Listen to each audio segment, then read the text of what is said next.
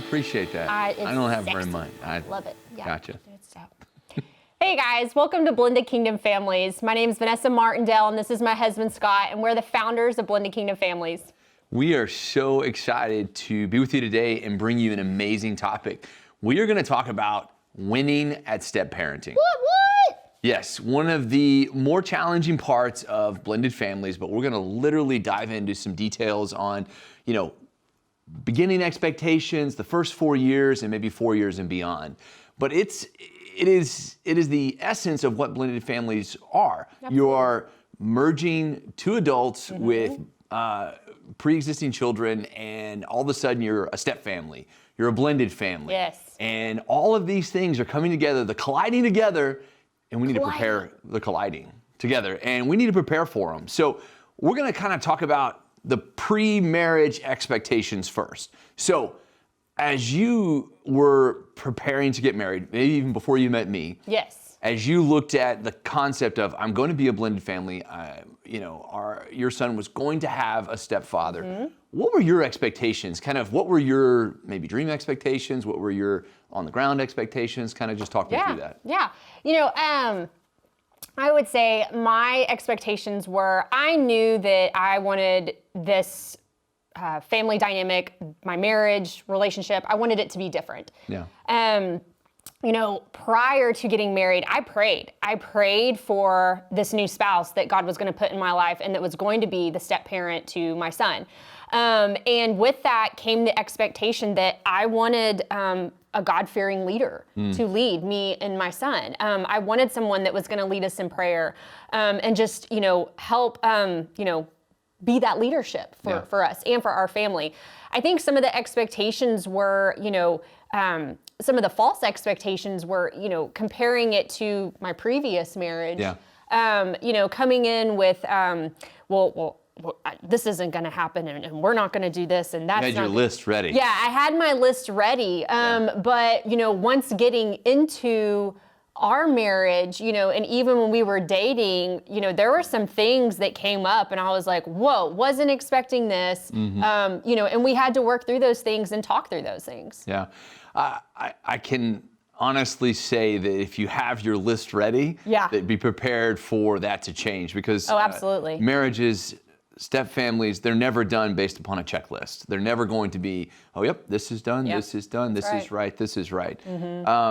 So it's interesting, and I think that people who are watching who are maybe not yet married, you talked about praying for your new spouse. Yes. So walk through exactly how important that is. Yeah. Maybe just the groundwork for how that works. Yeah, absolutely. I had actually written. This was something that a pastor had suggested that I do, and that was to write a letter to my future spouse, just pouring out my heart. And in that letter, I remember writing to you, God, I pray that my spouse is in a safe environment. I pray that when I'm in church, he's in church. I pray that he's praying for me as well, and just those things. Because I think one thing that we have to understand is that behind the physical, there's the spiritual. And so whenever we are praying and speaking something, God is working behind the scenes on our behalf for those things. And so I would just highly encourage anyone who's about to get into, go into a second marriage, third, fourth, or just remarriage. It's just so important being able to pray for them and pray those things into your spouse.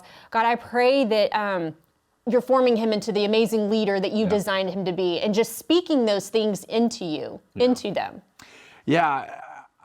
On the flip side, as we were preparing to get married, my expectations were, I thought, pretty realistic. Come to find out, I did not know what the process was going to be. Coming into our marriage, you had a young son. Obviously, guy to guy, it was kind of like, okay, yeah, we'll bond, we'll do this, we'll do that. Yes. It'll be smooth sailing, no hiccups there. I think that what I found is that, number one, God had a different plan for bonding. Yes. So, and I think we all should look at, what that process looks over time and how you're going to bond with your stepchildren. Yeah, that's good. But also, the thing that I realized is I had to be patient. Because Yes. I think men in general, guys, we want, we see something, we go and we execute, and we feel like we can achieve that. With children, there's a different timetable, different schedule, so we have to be patient. And the other side of it is we need to be fun. Yes.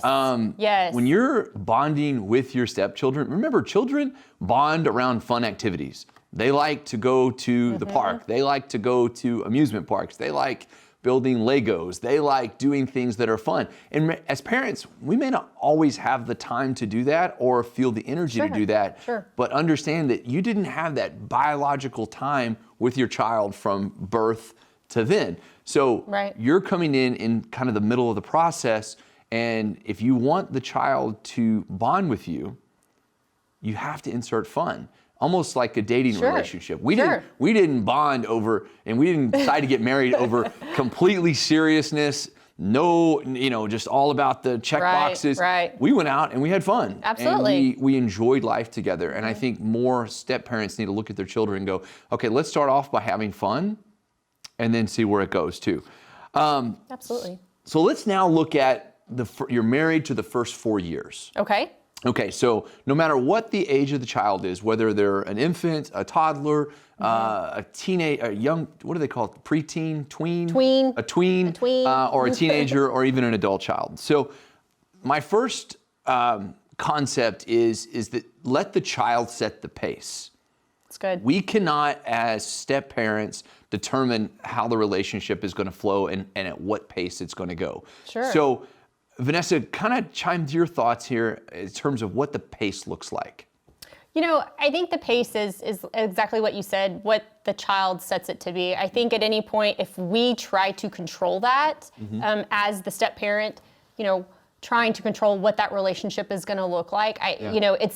We talk about the death by expectations. You're setting an expectation, and we don't even know what the child is going to do. And it's really, something that they set at their comfort level, and it's building trust. Because if we try to rush that, it can break the trust, or it can, prevent it or hinder it from being what it ultimately could be. Yeah, and you have to set these. We talk about death by expectation so much because as adults, we do have an expectation. And sometimes from other adults, we can set an expectation. But children are one day here, one day here, one day here. So setting realistic expectations on your daily interactions is a big part of that. And understand that you may not always have an amazing connective relationship with your stepchild that day, or that morning, or that moment right after school. So you have to look at the totality of the relationship, look at it as not a daily measurement of the quality of your relationship, but set expectations to say, hey, I just want to, if I can't have a deep, meaningful conversation with my child, maybe I'm just available to them. And they just know that. So setting those realistic daily expectations. And don't overstep your bounds. So what do you think, how does that relate to families out there when they say, I don't want to overstep my bounds? What does that mean? This was something that you and I had talked about early on, prior to us actually getting married. And that was that, you were very vocalized about, I know that, Michael has a dad, and my place is to be a support and encouragement and to help him grow into a strong Christian man. But he does have a father. I want to respect that relationship, and I don't want to cross that boundary and ever put, Michael's dad in the position that he feels like he's being overtaken or, that boundary line being crossed. Because I think at that point, that's where conflict can begin to rise. And what it can do, I think, to the biological parent, sometimes it can make them feel as if, they're threatened or some insecurities there. And so, we just have to be, mindful of that. Yeah, and understand as a parent or a step parent, you're going to have 1,000 opportunities to pour into your children. There are going to be examples every single day of things that you can correct, advice that you can give. And you may have the opportunity to do something, but recognize when something is of grave importance. So whether that is talking about sex, or talking about maybe it's dating, or maybe it's something that's just, that's going to be important to the child Yes. later on.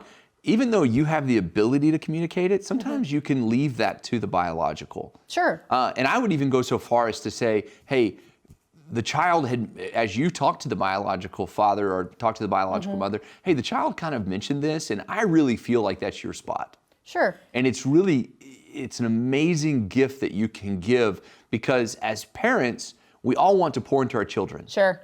And as step parents and as parents of, when you're divorced and you're not having 24/7 access to your children, one of the fears is that you're not going to be there at the pivotal time. Sure. So you're not going to be there when the child has that question to ask. Right. And so there's a fear base that comes along with that, and along with that fear becomes insecurity and defensiveness and all those things. But imagine the world where the step parent calls the biological and says, hey, this came up and I really just feel like that's your lane. Right. I feel like that's your spot to talk to them about this. So I'm not going to say anything, and I'm going to let you do it. Not only did the child benefit from having that biological interaction, but a tremendous bond was then created between step parent and biological parent to say, hey, they respect me. Yeah. And they're going to give me that area to explain to my child. So go ahead. Well, and I think it just, again, it's open communication. And I agree. I think that's great that, and agree that the biological parent, when it comes to certain issues or even discipline, in the beginning, the biological parent should do that. But also, sitting down, if you have the relationship with your ex-spouse and their spouse, and just saying, hey guys, let's leave these conversations to, mom and dad, but just know that we are all here to support the child in this. And if there are any questions, that they can be open to asking. Because I think the one thing that we can do that can harm the children is that they then feel like they can't go to their step parent when maybe that's, the person that they feel, comfortable with opening up to at that time. Absolutely. And guys, these are complicated subjects, and everybody kind of looks at step parenting as, I just really don't want to make a mistake. Right. I just don't want to do anything that's going to create, an inability for us to have a relationship. Yeah. I would also put out an overarching statement. Children want to bond with those they see as parental figures. Sure. Yes. And remember that, especially if they're younger children, or probably between the age of probably like 4 and 10 or 11, they see step parents as opportunities of a bonding experience. So they want to bond. So again, don't use your daily interactions as the gauge of how that relationship is going. Keep your bounds, set your course, be encouraging. Set up the biological parent to play a role, and then you'll find over time that bonding will occur naturally at the child's pace. Sure. And I think too that, we as the biological parents, we want to, and we should want to have our children have a deeper, exciting and more meaningful relationship with their step parent. We want them to have a good relationship with their step parent. So we also need to encourage that as well. Yeah, as the bio parent, I think the last thing you want is for that time that the child is not with you, for the child to be miserable or not enjoying life. Sure. The best thing you can do as a biological parent is encourage the relationship they have with their step parent. Absolutely. And let me take this 2 or 3 steps. Is number one, you want that time to be meaningful. You want that encouragement from the step parent to be meaningful in the child's life. Right.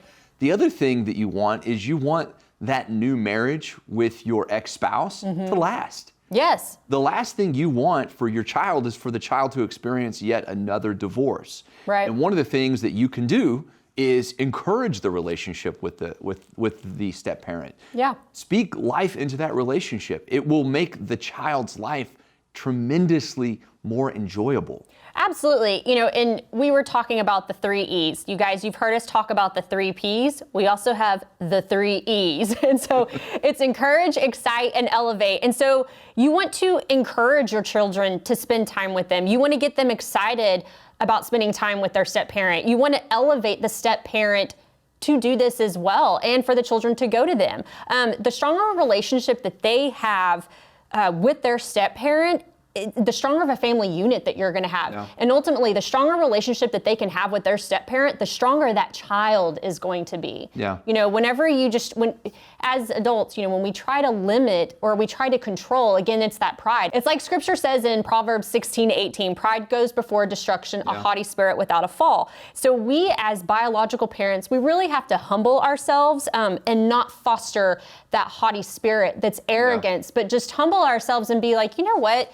This step parent is here. They want to, help with this child. They have committed their life and marriage to help raise this child up. And so it really needs to be looked at it from a perspective of like, hey, we're a team and we all want to do this together. And so as biological parents, I think, again, it's just tucking that pride away, humbling ourselves, and encouraging one another. 1 Thessalonians 5:11, it says, therefore, encourage one another and build each other up. So if we can build each other up to the child, that child is going to be a stronger child. It's going to be a stronger family unit, and you're going to have more unity. Well, and I will second that by telling the audience, especially I know some people will hear that and go, well, I'm not going to do that because that's my lane. Sure. And I'm not gonna encourage that relationship because I have this pain point with my ex-spouse. Sure. The thing that I would want you to know is that pain, that fear, that pride has one source, and that is the devil.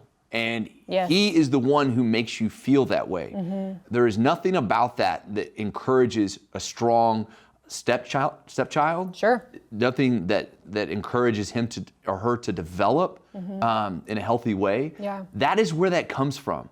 So if you're struggling in that area, if you're feeling that in your gut, like I just can't get there, I would encourage you to pray about it. Mm-hmm. I would encourage you to seek out maybe some counseling to overcome that. That's good. Because never let the overall goal be covered. You want the child to develop into a healthy adult, emotionally, spiritually, all those things. And as the biological parent, you have a tremendous amount of influence there. Yes. Don't let your inner fears dictate that child's future.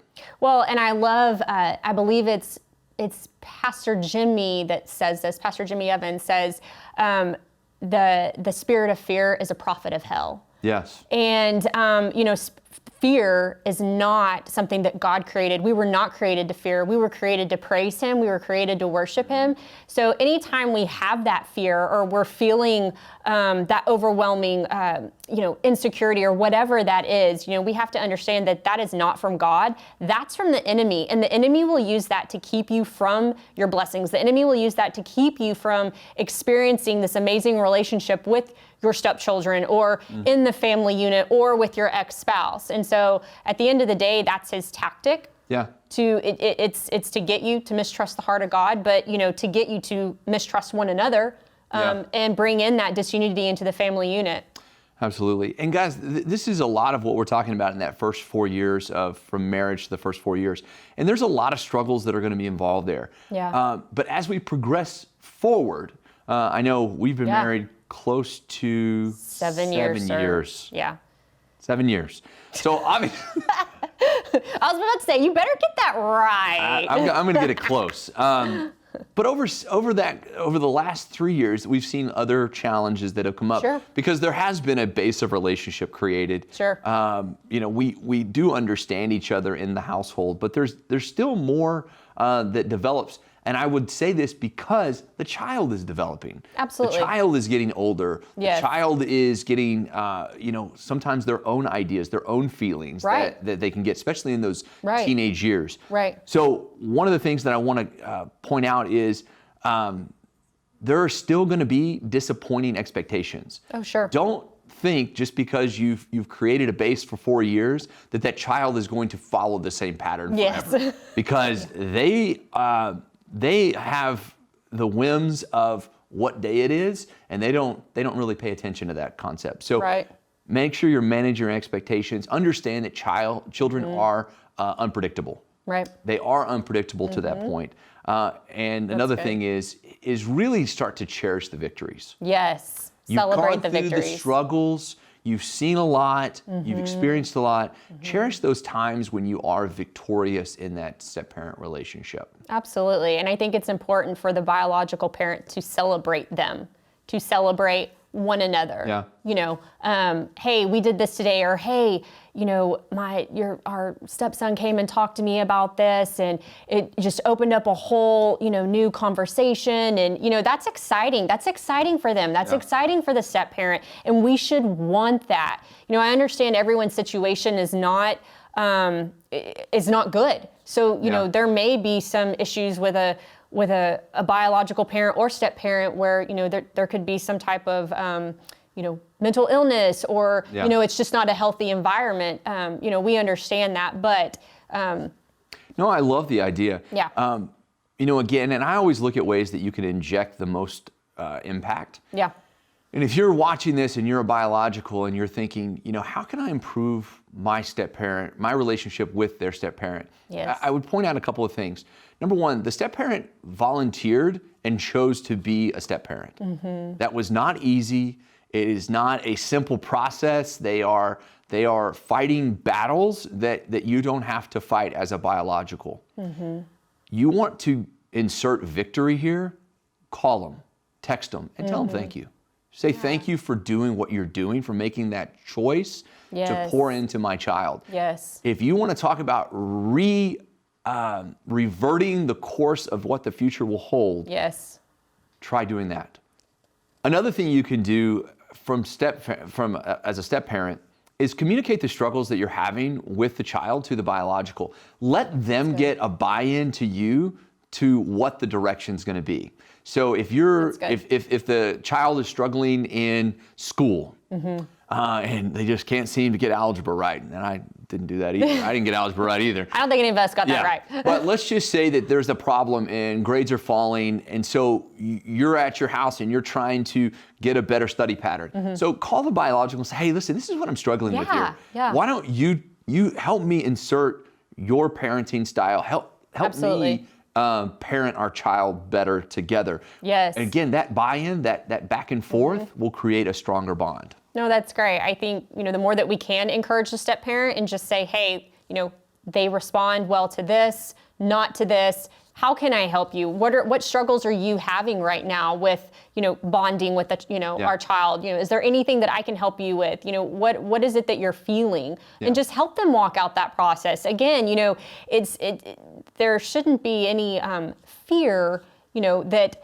this relationship is that your child's going to love them more, or, you know, anything like that, any insecurities. Again, it's about building up the family unit and building up that child. Ultimately, it's about the child and building them into a stronger person. And if they can have a good relationship with that step parent, you know, and if we can do anything to help the step parent, we should. Absolutely.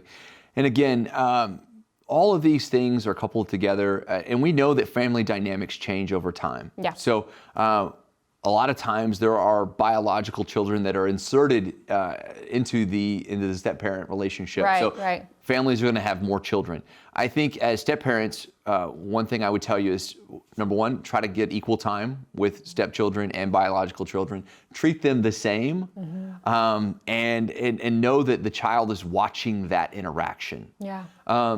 And one of the things that I've been mindful for, and you've reminded me of this a few times, is from a guy's perspective, the need to physically love on your children. Yes. And from a step-parent perspective, make sure that you're spending that time, you know, whether it's giving them a hug, giving them a high five, you know, just spending that quality time together. Yes. And again, guys, I will say this over and over again, be patient. Understand that this is a new process for you. Some things you've never experienced yet. Right. You're getting to that point. Be patient and let God work in those situations. Absolutely. And the last thing I would say is, remember, victory is not just in childhood. And as step parents, you need to hear this. I don't want to use the word victory moment, because I don't believe that there's I think there's a lot of those moments. Yes. But there's going to be a point in time if you will stick to the course and you will stick and humble yourself and pray and really focus on that relationship, there'll be a time later on Yes. in their adulthood where all that will come full circle. Yes. And that's what I would say, keep your eyes on that goal. Planting and sowing. Absolutely. Planting, sowing, watering, and that harvest is going to be plentiful one day. Yeah. Guys, you can do this. Step parent is not easy, and we understand that, and we want to pray for you and do those things that if you're struggling, we want to get involved and help. So if we can help you in that process, please reach out to us, connect with us. We would love to be praying for you. So guys, thank you all so much for hanging out with us as we talk about step parenting. Yes. Vanessa and Scott Martindale with Blended Kingdom Families. Have a wonderful day. Be blessed in all that you do, guys. We love you. I thought that was really good. What I was going to say is that step families are a true act of selflessness. Yeah, absolutely. And that's what I forgot to say. Guys, thanks so much for listening and watching our podcast. We are so excited that you took the opportunity to listen to Blended Kingdom Families. We hope the information was amazing for you. If you can, please take an opportunity to like, share, comment, leave a review. We would love to get your feedback. Absolutely, you guys. We pray that this podcast blesses you today. We love you and be blessed in all that you do.